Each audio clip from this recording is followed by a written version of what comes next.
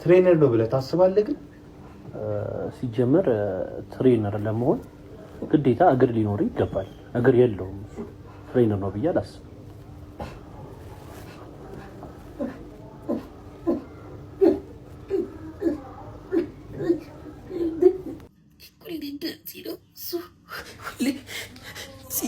ፎሎ ያደርገኛል ከዛ ደግሞ አንፎሎ ያደርገኛል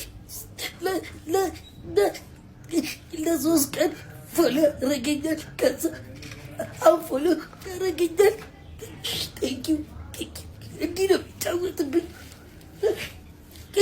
ግና በቃ ብዙ ያልሰራብኝ ነገር የለም። እማ